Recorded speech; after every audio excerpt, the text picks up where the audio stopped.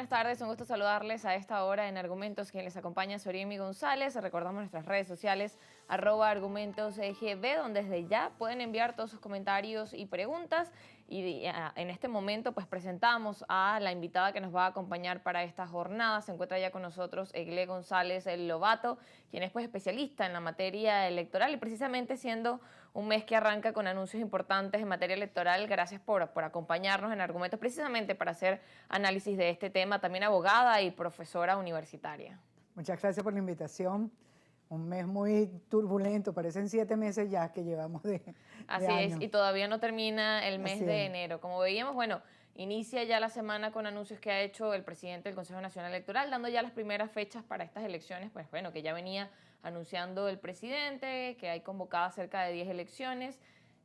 Anuncian la fecha para estas primeras, para el 27 de abril. Está ya esta convocatoria, que bueno, precisamente ya cercana a la fecha, serían cerca de 3 meses para la preparación de estas elecciones. ¿Cómo ves este anuncio en este contexto en el que estamos y en esta dinámica en la que arranca el país? Sí, una convocatoria sorpresiva, ¿no? En el sentido en que yo esperaba que se retrasara un poco más. Sin embargo, hay que diferenciar lo que es la estrategia del gobierno del presidente Nicolás Maduro respecto a las acciones que se pueda estar tomando desde Estados Unidos dentro de ese grupo de acciones que está tomando el presidente Trump con los diferentes países y lo que resulta para el caso venezolano y el asunto interno. Si hablamos del asunto interno, bueno, es muy importante que haya esa conversación con los partidos políticos y que sea una convocatoria, porque las elecciones, cuando tú planteas una elección de Asamblea Nacional, órganos legislativos y gobernadores, sobre todo los colegiados, se requiere de muchísimas alianzas. Entonces eso genera bueno, un trabajo importante de conversaciones, y este era un momento como que no estaban en la misma ebullición ni el gobierno ni los factores de oposición. Entonces hay que ver cuál es la respuesta de esos factores opositores que están decididos a participar en un proceso electoral que tiene que verse siempre acompañado con un proceso de negociación, entendimiento, de garantías políticas y garantías electorales. Bien, en ese sentido de ese proceso que mencionas de diálogo, bueno, estas fueron unas elecciones donde se recibieron algunas propuestas, fueron elevadas. ¿Crees que allí en esa dinámica de propuesta y de diálogo, cómo es necesario también avanzar y en evaluar también ese tema de las garantías para los procesos electorales y las condiciones en que deben darse los procesos electorales, como decía, bueno, en la que formen parte todos los factores y actores del país? Sí, bueno, siempre dejando como para conversar en cualquier momento digamos, lo estratégico, político, que significa una convocatoria ahora, en este instante. ¿Por qué lo harían, no? Vamos a dejarlo por un lado y vamos a mirar esto que me estás preguntando, que tiene que ver con esas consultas que se hicieron. Independientemente, mira, los procesos electorales, más allá de la normativa, lo que importa y lo que prevalece es la voluntad política y los acuerdos. O sea, tú pudieras incluso decir, estas normas de campaña no están suficientemente abordadas, pero vamos a comportarnos en sentido, digamos, como se conoce, de caballero. Vamos a respetarnos y cada quien que desempeñe la campaña como desee.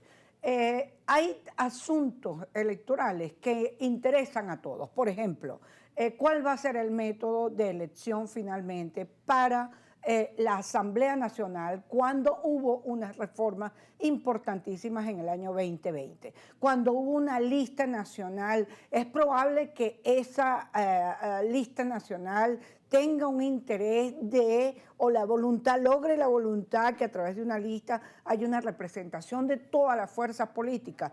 Es decir, ¿cuál va a ser el método que se va a aplicar teniendo en cuenta que el Tribunal Supremo también se pronunció al respecto? Y hay entonces muchas preguntas que uno entiende que en este momento no están resueltas. Por ejemplo, ¿cómo va a ser el financiamiento de los partidos políticos? Por supuesto que el financiamiento requería de una modificación de la Constitución. Sin embargo, tú pudieras decir que el acuerdo puede prevalecer y buscar unas maneras, unas vías donde no se produzca esa desproporción o esa desigualdad entre los que compiten en la contienda electoral. Bien, y de ese punto que justamente mencionabas, hay como esos acuerdos y estas propuestas de reforma de las leyes electorales, que al final es como, bueno, se vienen las elecciones y no se logró avanzar en estas reformas y en que se aplicaran estas propuestas que se mencionaran. Entonces, bueno, también las expectativas de las personas era, bueno, quizás para las próximas elecciones se iban a aplicar estos cambios y ahora vemos que quizás no es una posibilidad. Bueno, lo que pasa es que siempre se ha tenido la idea, ¿no? Hay como una idea colectiva que no puede haber procesos y una reforma de legislación o de normativa reglamentaria sin que medien 6 meses por lo menos entre la convocatoria y alguna modificación, porque es una modificación de las reglas.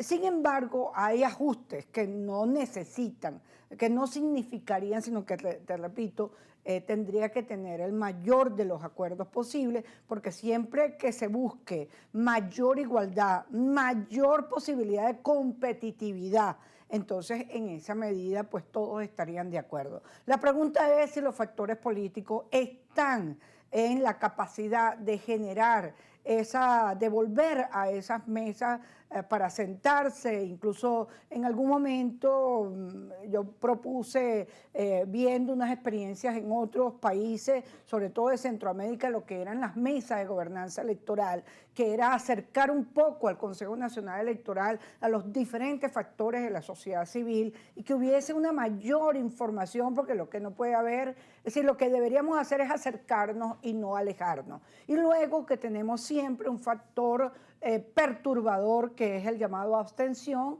que son aquellos factores que ellos dicen que no se les llame radicales, bueno, vamos a llamarles extremistas, pero que en todo caso su propuesta es la nada, es sencillamente un vacío, es antidemocrático, es prácticamente una trampa a la propia oposición, es revivir, es un déjà vu de lo que fue el 2005 y luego que te deja esa fuerza electoral conquistada a la deriva.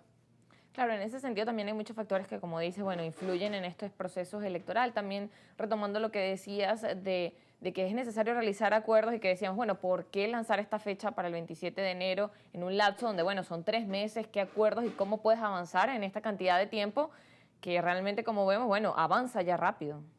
Bueno, creo que eso atendió, la fecha tiende a una terapia de shock. O sea, el gobierno entiende que sorprende. Ha sido, en muchas ocasiones ellos han implementado, sobre todo en asuntos electorales. Si mientras tú estás ocupado acá hablando de algo que ha ocurrido, ellos inmediatamente te cambian prácticamente el performance y te dicen el teatro de operaciones es este. Si el cambio de teatro de operaciones, pero también tiene que ver con un juego adelantado frente a lo que pudieran ser las acciones de Estados Unidos frente a Venezuela. Claro, que todavía está en desarrollo y a la espera de esas expectativas de qué pudiera pasar. Nos corresponde ir a la pausa, pero al regreso seguimos conversando con Egle González Lobato. Ya venimos.